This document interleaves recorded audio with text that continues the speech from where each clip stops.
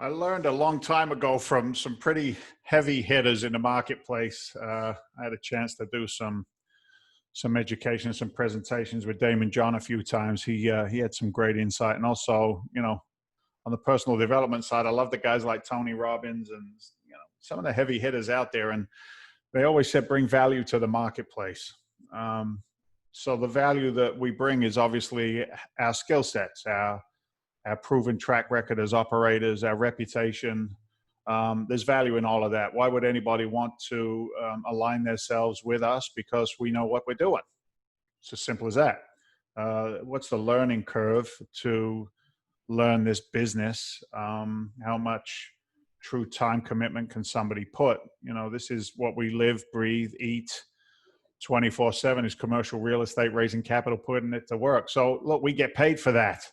And every investor needs to be fully disclosed as to what their fee structure would look like when investing with any fund, not only with us, but also with any fund that's out there.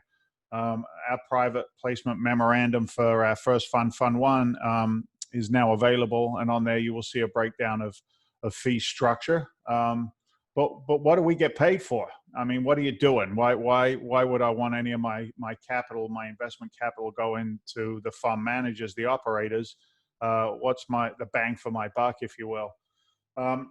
It's important to see what the structure is and how it's broken down. And I put together this for you. I'll go through them one at a time. We'll take a little look at them. There's Freedom Venture Investments. That's who we are. That's our company. You can reach us at our website there, freedomventure.com, or reach out to us directly on 239-785-3299. Anyway, look, I put this together to give you a real feel and a breakdown of what it looks like. What is the fee structure? Private equity fee structure, I pulled what we call industry standards. There's a disclaimer attached to that, and at the bottom of the slide it says there are variables in the market. This is an average. I took the middle of the road. You will find some offerings out there that offer, amazing projected returns, or targeted returns as we call them. Then you have some offerings out there that offer a lower return if it's maybe a new construction build that's going to take a little bit of time.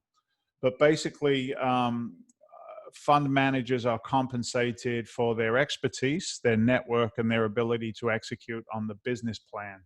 So here's a breakdown of what a typical fee structure could look like in a fund. This isn't us. If you want our fee structure, then you need to connect with us directly. Take a look at our PPM and make sure that it makes sense for you. Not everybody will qualify, and that's fine. If I learned a long time ago, if you're counting the other guy's money all the time, you're probably not a good business partner. So, is everybody getting paid for their value? Money is everywhere. Money isn't the most valuable commodity. Obviously, we need capital to transact. But, what everybody brings to the table, I think, is as important, if not more important than anything else. So anyway, look, management fee. So a fund manager or a management company typically would be compensated a fee structure of 1 to 4% on the amount of capital that comes into the fund. That's the startup cost, if you will, to get everything rocking and rolling and moving in the right direction. Then as the fund managers begin to allocate those funds, there is an asset management fee typically charged within that fund. Now, it gets a little confusing, so hang in there. The asset management fee is not the manager fee. The asset management fee is the fee that is paid to the fund to manage the managers who manage the asset. Let me say that again. It's a fee that's paid to the management company to manage the managers that manage the asset. So if we put a management company in place, third party, we're very tight, as you know, with Anton Management, the Anton Agency, John Dessauer. We recently did a book together. You should find it. It's called Unlocking the Code to Multifamily Investing. But anyway, it takes us effort. It takes our team to make sure that everything is greased, the wheels are moving, the plan is getting executed. So that's a fee that's paid to the management company to manage those guys. Now, on any private placement memorandum, I put on here 4% plus, 4 on the lower end, and then it goes up from there. And you'll see all kinds of numbers, like I said, in the marketplace. But the preferred rate of return is what we call the benchmark return. That's the number that every asset return shoots for in a multifamily structure. So if it was, say, a 5% preferred return, that's the benchmark. The first 5% of profit is always paid back to the investors in that example. Some funds it's 6, some it's 7, some it's 2. It all depends on what the asset is and what the fund is set up to do. So that's the preferred rate of return. Now, once the returns hit that preferred rate, we then get what are called the targeted returns. Targeted returns typically 6% plus. Some funds, again, will put a higher targeted return number on their offering. Some will dial it back. I think it's very important to align yourself with fund managers who are in the business of under-promising and over-delivering. We'll just leave it at that. So that is a targeted return. Preferred return, targeted return. And then you get this magical number. It's called IRR. It's the internal rate of return. And that's calculated based on the capital that goes in on day one and how much it earned during its life cycle while it was in the fund. So our funds are typically liquid after 6 years, 1 year of ramp up, 5 years of growth. And during that period of time, there can be very, very nice internal rates of return that are targeted by funds. Anywhere between, I put 10 plus on there. My partner Walter has a track record of doing a lot better than that. We'll leave it at that. Spend some time with us and we'll have those discussions. But the internal rate of return is a fantastic number to look at because it can be exciting to see what capital can do. It's called the velocity of money. So again, velocity of money working over and over and over again. So internal rates of returns in funds are typically anywhere between 10% plus.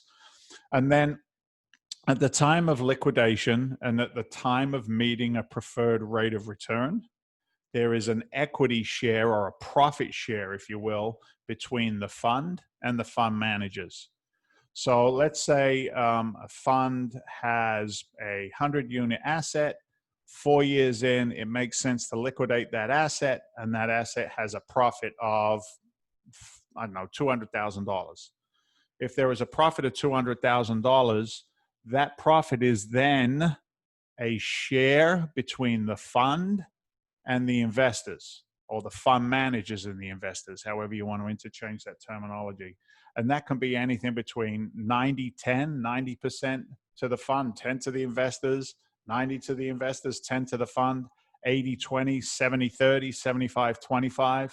So that split in upside is also part of a private placement memorandum. So that's kind of a breakdown on the fees. Management fee for bringing in the capital and beginning to put it to work. Then managing the managers is a fee that is paid to the fund, to the operators. You have the preferred rate of return, which is the benchmark for returns.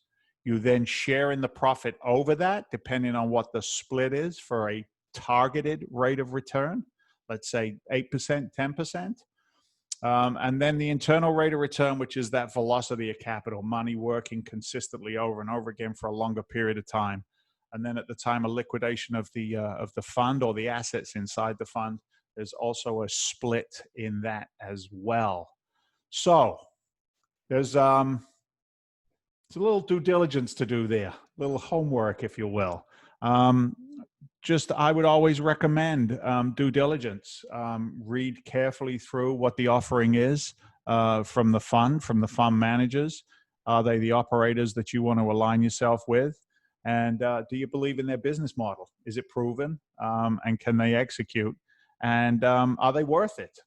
Let's just be frank. I know we're worth it. I've seen our track record and I know this team, but you know, an investor has to feel good about that partnership, if you will. They got to feel good about that going forward. So anyway, enjoy your investing, get in the game, reach out to us if we can help you out in any way. You know where we are.